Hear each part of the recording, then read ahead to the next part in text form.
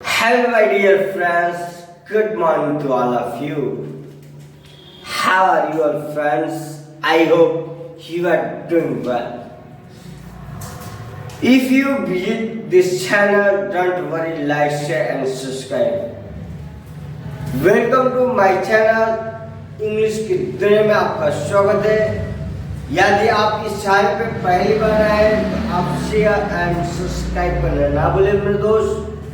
और today we are going to discuss about should और should be. should मतलब होता है चाहिए, should मतलब होना चाहिए. तो बारी बारी से हम लोग सीखेंगे. पहले should सीखते हैं. should का नेगेटिव, पॉजिटिव, इंट्रोगेटिव सब सीखेंगे. उसके बाद should be सीखेंगे. ठीक है, चलिए ज्यादा देर ना करते हुए, यदि आप इस वीडियो को अंत तक देखते हैं तो मुझे आशा है कि आपको शुड और शुड भी क्लियर हो जाए. दूसरी वीडियो देखने की जरूरत नहीं पड़ेगी. आप इसी वीडियो में सीख सकते हैं, बोल सकते हैं, जान सकते हैं. आप लोग जो भी सीखे उसे बोलिए, उससे अपने डे टू डे लाइफ में बोलिए, यूज कीजिए. ठीक है मेरे दोस्त, चलिए तो सबसे पहले हम लोग क्या सीखेंगे. शुड. शुड मतलब होता है चाहिए. कब होता है चाहिए? जब कोई आपको एडवाइस दे, सलाह दे, सजेशन दे, वहां पे आपको शुड का यूज करना है. हिंदी में चाहिए आए या ना आए कोई बात नहीं, जब भी आपको कोई सलाह दे वहां पे शुड का यूज करना है.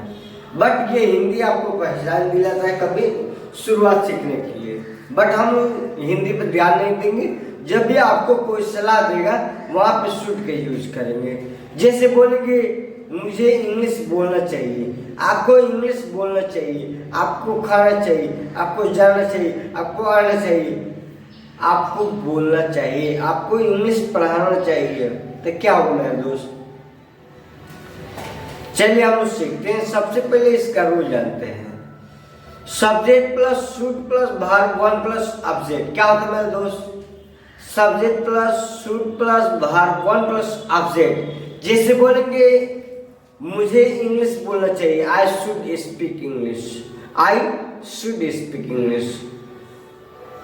मुझे खाना चाहिए, आई शुड ईट. आपको खाना चाहिए, यू शुड ईट. आपको इंग्लिश बोलना चाहिए, यू शुड स्पीक इंग्लिश. आपको वहां जाना चाहिए, यू शुड गो देयर. आपको यहाँ आना चाहिए, यू शुड कम हियर.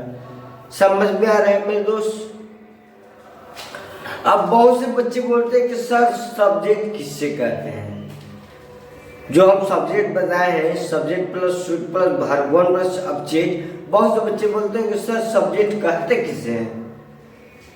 बहुत से लोग कहते हैं आई यू दे ही सी इतने सब सब्जेक्ट. बट सब्जेक्ट है, कहते किसे हैं? जो काम को करता है, जो काम को परफॉर्म करता है, जिसे डूअर कहते हैं, वो सब्जेक्ट है. जो डूअर है वो सब्जेक्ट है. जो काम को परफॉर्म करता है, जो काम को करता है, वो सब्जेक्ट है. अब काम को कौन कौन कर सकता है ये तो आप जानते हैं. I you he see it name, ये सब क्या है? काम को कर सकते हैं, ये सब सब्जेक्ट है कि नहीं मेरे दोस्त? उसके बाद आता है शुड. शुड मतलब होता है चाहिए. ये एक स्ट्रक्चर है जिसे शुड. ये मॉडल वर्ब भी है, इसे लोग हेल्पिंग वर्ब कहते हैं. पर यह अभी हेल्पिंग वर्ब आप लोग जाने बहुत अच्छा रहेगा, क्योंकि मॉडल वर्ब जानेंगे तो कंफ्यूजन होगा. शुरुआत बेसिक आज जान जाते हैं तो कोई बात नहीं. मॉडल वर्ब एक मॉडल वर्ब है, शुड एक क्या है? एक मॉडल वर्ब है.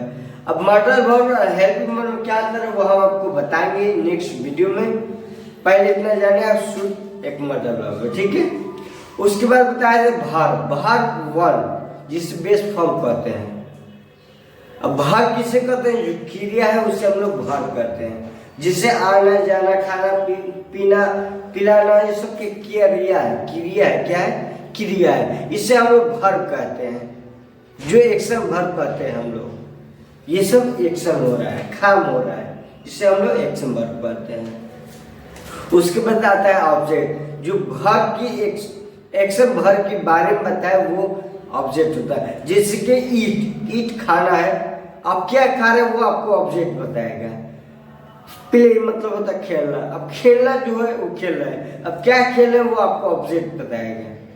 कि क्रिकेट खेल रहे हैं, कि बास्केटबॉल खेल रहे हैं, क्या खेल रहे हैं वो आपको ऑब्जेक्ट बताएगा. टीच मतलब होता है पढ़ाना। पढ़ा रहे हैं आप तो क्या पढ़ा रहे हैं वो आपको ऑब्जेक्ट बताएगा, तो वर्ब के बारे में बताएगा वो ऑब्जेक्ट बताएगा। ऐसे बेसिकली हम लोग जानते हैं कि ऑब्जेक्ट रिसीवर होता है, पर यहाँ पे वो बता रहे हैं। ठीक है मेरे दोस्त, समझ में आया कि नहीं यहाँ तक? चलिए एग्जाम्पल से और सीखते हैं। जिसे बोलेंगे मुझे इंग्लिश बोलना चाहिए, आई शुड स्पीक। आपको इंग्लिश बोलना चाहिए, यू शुड स्पीक इंग्लिश। आपको यहाँ आना चाहिए, यू शुड कम हियर। आपको वहाँ जाना चाहिए, यू शुड गो देयर। आपको क्रिकेट खेलना चाहिए, यू शुड प्ले क्रिकेट। ठीक है मेरे दोस्त, शुड समझ में आए। अब हम लोग चलते हैं निगेटिव की तरफ। निगेटिव में आपको कुछ नहीं करना, subject plus should plus not plus verb one plus object. यहाँ पर सिर्फ नॉट लगा देना है, कहाँ पे?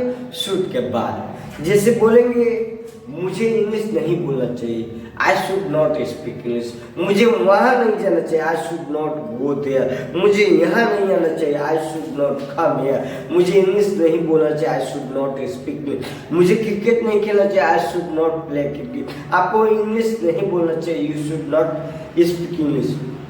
बेसिकली बता रहे हैं आपको, बट आपको बोलना चाहिए, आपको लिखना चाहिए, आपको पढ़ना चाहिए। ठीक है मेरे दोस्त, जैसे ये एग्जाम्पल है, इस पर ध्यान न दें आप।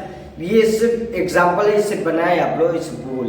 जैसे ये सिचुएशन आ जाता है वहां पर हम लोग यूज करते हैं। जैसे बोलेंगे आपको क्रिकेट नहीं खेलना चाहिए, you should not play cricket. आपको यहाँ नहीं आना चाहिए, you should not come here. आपको वहां नहीं जाना चाहिए, you should not go there. Negative आपको समझ में है। अब हम लोग चलते हैं इंट्रोगेटिव की तरफ। इंट्रोगेटिव में क्या होता है मेरे दोस्त? सब्जेक्ट को पहले कर देते हैं। किसे? सब्जेक्ट जो है वो तो ऑलरेडी पहले होता है, बट हेल्पिंग में जो होता है शुड, उसको सब्जेक्ट से पहले करते हैं।